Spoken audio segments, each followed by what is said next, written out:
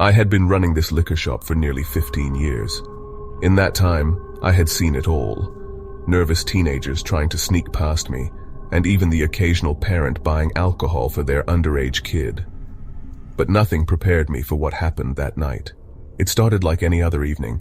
The usual customers came in, some grabbing 6 packs of beer, others picking out their favorite whiskey or vodka. Then, around 9:30 p.m., a young man walked in. He looked barely old enough to drive, let alone drink, but he had confidence. He walked straight to the back of the store, scanning the shelves like he knew exactly what he wanted. After a minute, he picked up a bottle of Jack Daniel's Tennessee whiskey and a 6-pack of Budweiser.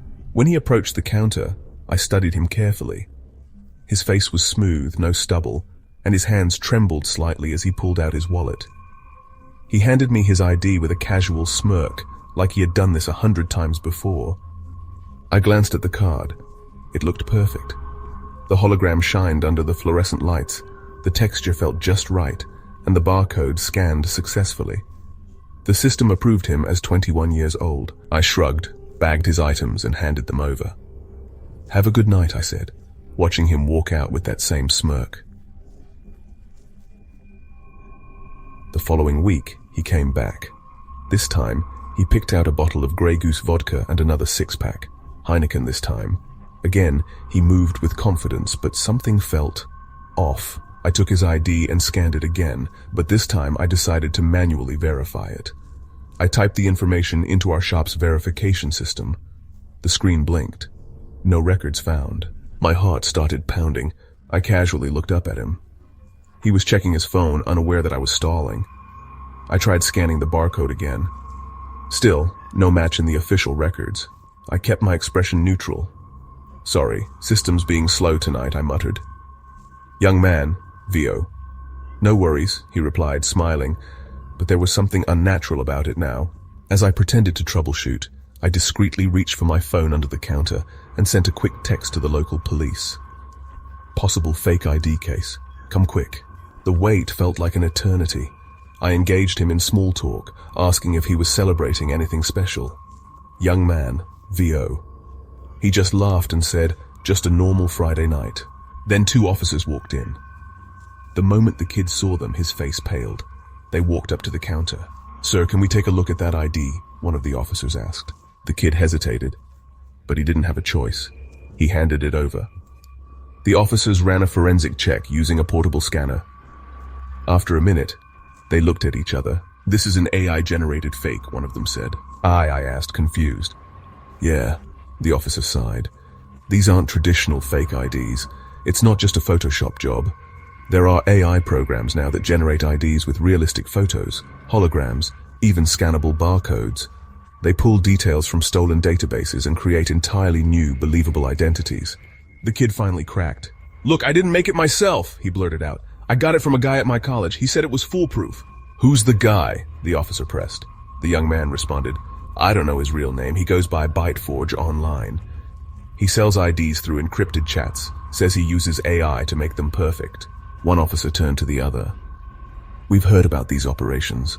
They use deepfake tech to generate photos, then print professional-grade IDs that can even pass barcode scans." The kid started panicking. "Young man, I just wanted to buy some drinks. It's not like I robbed a bank." The officer shook his head. "Officer 1, possessing a fraudulent government document is a crime, and buying alcohol underage, that's another offense." His parents arrived at the station an hour later, and I was also there to make a complaint. They looked horrified. "Father, I thought we taught you better than this," his father snapped.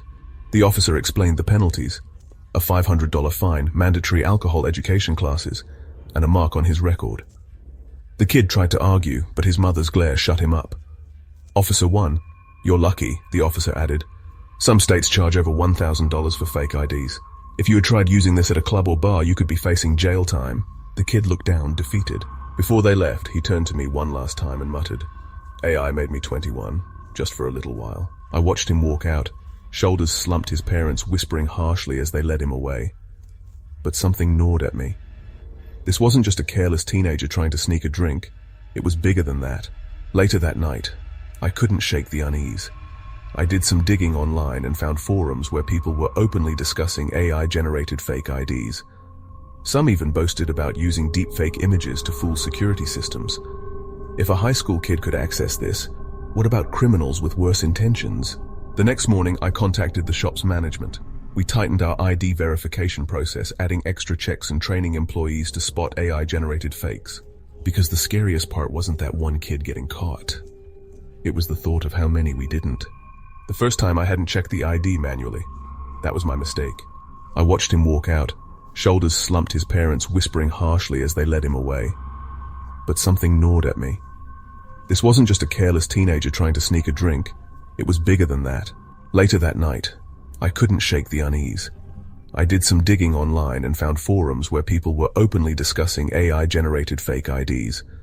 Some even boasted about using deepfake images to fool security systems. If a high school kid could access this, what about criminals with worse intentions? The next morning, I contacted the shop's management.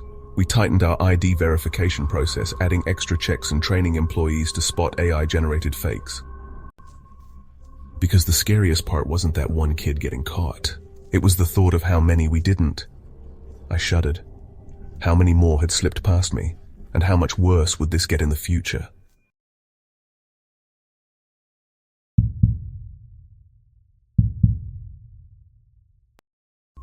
I am Daniel, a tech engineer living in Brownsville, Texas. I've always been fascinated by technology. Smart lights, smart locks, even a smart fridge. My house is like something out of a sci-fi movie, and I loved every bit of it. But one day, my love for technology turned into my worst nightmare. It started with a phone call. I was at work, debugging a piece of code when my phone buzzed. It was my home security system alerting me that someone was inside my house. My heart skipped a beat. I pulled up the live feed on my phone, and what I saw made my blood run cold. There, in my living room, was a video of me. It looked exactly like me. Same face, same voice, same mannerisms. The fake Daniel was pacing back and forth, muttering things like, "Why did you do this to me? And you'll regret what you've done." I froze. My hands were shaking so badly I could barely hold my phone. I called the police immediately, but by the time they arrived, the video was gone. The officers checked the house, but there was no sign of a break-in. They told me it was probably a glitch in my system, but I knew better.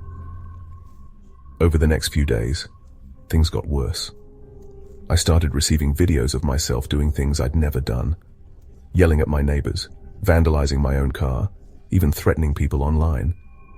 The videos were so realistic that my friends and co-workers began to question me. One night I was lying in bed trying to forget about the chaos when my smart speaker suddenly came to life. It was my own voice, but distorted, almost robotic. It said, "You can't escape me, Daniel. I'm everywhere." I sat up in bed, my heart pounding. My smart lights flickered, and my TV turned on, showing a video of me standing in my own kitchen, holding a knife. The fake Daniel looked directly into the camera and said, "You're going to pay for what you've done." I called the police again, and this time they took me seriously. They worked with cybersecurity experts to trace the source of the deepfake videos. It took weeks, but they finally found the culprit. It was an ex-employee named Marcus. Marcus had worked with me on a major AI project years ago, but he'd been fired for unethical practices. He'd held a grudge ever since, and when he learned about my smart home system, he saw an opportunity for revenge. Using his knowledge of AI and deepfake technology, Marcus had created videos of me to ruin my reputation and instill fear. He'd even hacked into my smart home system to manipulate it with my own voice. Marcus was arrested, and my life slowly returned to normal. But to this day, I keep my smart devices disconnected, and I always double-check my security system. Because in a world where technology can turn against you, you can never be too careful.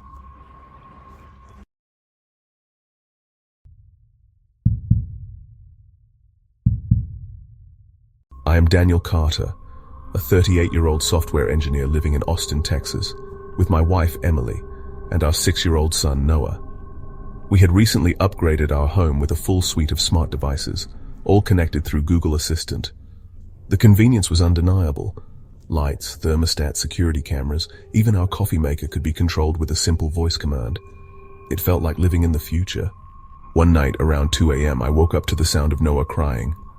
I got up to check on him, but as soon as I stepped into the hallway, the nightlight flickered and shut off. Strange. I called out to Google Assistant, "Turn on hallway lights." Nothing happened. "Noah?" I whispered, walking into his room. He was sitting up in bed, visibly shaken. "What's wrong, buddy?" "Noah, there was a man." He whimpered, pointing to the closet. My throat tightened. I turned on the flashlight on my phone and slowly opened the closet. Nothing. Just toys and clothes. "There's no one here, Noah. It was just a bad dream." He still looked uneasy, but I reassured him, tucking him back into bed. As I left the room, I tried the voice command again. "Hey Google, turn on hallway lights." This time the lights flickered on. I returned to bed, chalking it up to a glitch in the system. But as I lay down, I heard a soft chime, the familiar sound of Google Assistant activating. Google Assistant motion detected in the living room. A cold unease settled in my stomach. Emily stirred beside me. "Emily, did you hear that?" she asked groggily. I grabbed my phone and pulled up the security camera feed. The image was grainy in the low light, but I could see movement. A tall, shadowy figure standing in the middle of the room. My hands tightened around the phone. I turned to Emily. "Stay here with Noah. Lock the door." I grabbed the baseball bat I kept under the bed and crept down the stairs, my pulse hammering in my ears. The living room was empty. No signs of forced entry, no disturbed furniture, nothing. But the camera had seen someone. I asked Google Assistant, "Who's in the living room?" A brief silence. Then, in its usual cheerful tone, it responded, "Google Assistant, no one is in the living room." A deep unease settled in my chest. I checked the security feed again, rewinding a few seconds. The figure was still there, staring directly at the camera. But when I played it again, the footage glitched, and the figure disappeared. I felt something, an awareness like being watched. Spinning around, I found only darkness, then a whisper, "Google Assistant Daniel." The voice didn't come from behind me. It came from the speaker. I bolted upstairs. Emily had locked the door as I told her to. "Emily, what's happening?" she whispered, her face pale. "I don't know," I admitted, "but something isn't right with the system." We stayed awake until morning. The house was silent, and I convinced myself it had to be some elaborate system failure. Maybe someone hacked into our network, though that didn't explain the voice. I decided to reset the entire smart home system. As I navigated the settings on my phone, I saw a log of recent commands. My fingers tensed around the device. 1:45 a.m., unlock front door. 1:46 a.m., disable security cameras. 1:47 a.m., turn off all lights. 2:03 a.m., motion detected in living room. 2:04 a.m., who is in the living room? 2:04 a.m., response, no one. None of us had made those commands. Feeling sick, I unplugged every single smart device in the house. We spent the next few nights sleeping in the same room with a deadbolt on the door. A week later, I was at work when Emily called me, her voice trembling. "Daniel, I heard it again." What did you hear?" "The voice from the speaker. It said, 'I see you.'" That was the final straw. I took the entire smart home system apart and threw every piece of it in the trash. We switched back to old-fashioned locks and security cameras that weren't connected to the internet. It's been months now, and nothing strange has happened since. But I still have nightmares. Nightmares of a voice whispering my name from the darkness, watching, waiting. And I wonder, did we let something in?